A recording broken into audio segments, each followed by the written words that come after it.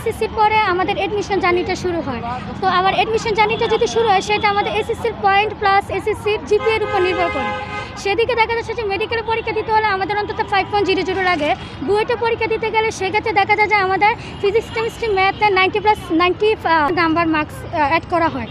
তো সে দিক দিয়ে যদি আমরা বিবেচনা করি তাহলে আমরা যদি রিভিশন ছাড়া যদি পরীক্ষা দিতে বসি সেক্ষেত্রে দেখা যায় যে আমাদের পরীক্ষাটা খারাপ হতে পারে। খারাপ হওয়ার সম্ভাবনা আমার নয়, সেটা 97% স্টুডেন্টের।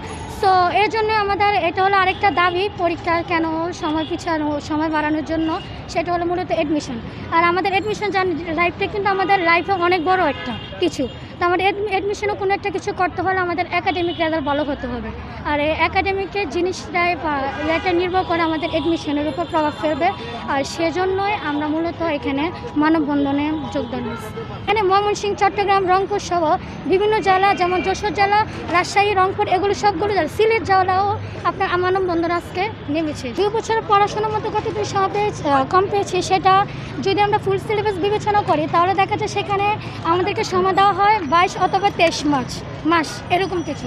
তো সেই জায়গায় আমাদের সমপরিমাণ সিলেবাসে 2025 সাল যারা পরীক্ষা দিতে যাচ্ছে তাদেরকে সমপরিমাণ সিলেবাসে তাদেরকে যদি এপ্রিল মাসে পরীক্ষা হয় তাদেরকে 20 মাস সময় দেওয়া হবে। সে জায়গায় আমরা দেখা যাচ্ছে যে আমরা 17 মাস সময় পাচ্ছি।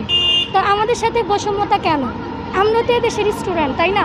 আর আমরা এমনিতে একটা হতবস্থা একটা পেজ, তার কারণে আমরা 22 সালে এমনিতে করোনা, এরপরে বন্যা, এসব কারণে আমরা শর্ট সিলেবাসে পরীক্ষা দিয়ে 50 মার্কের পরীক্ষা দিয়ে আমরা অনেক কিছু শিকার হয়েছে। আমাদের বেসিকে ঘাটতি আছে।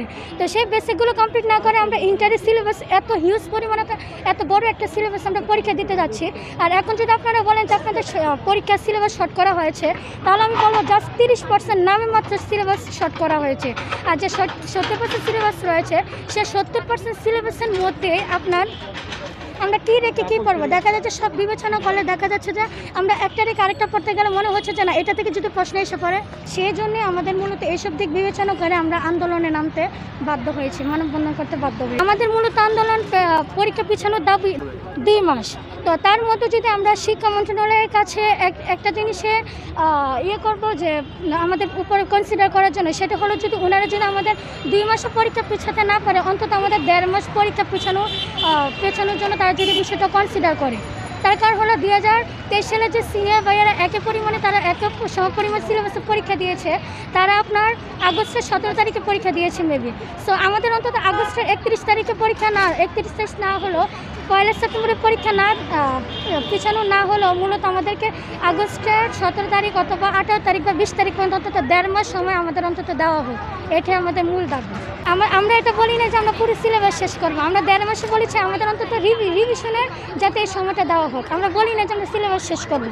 অধিকাংশ স্টুডেন্টের মোটামুটি আপনার 50% অন্তত সিলেবাস শেষ করা হয়েছে।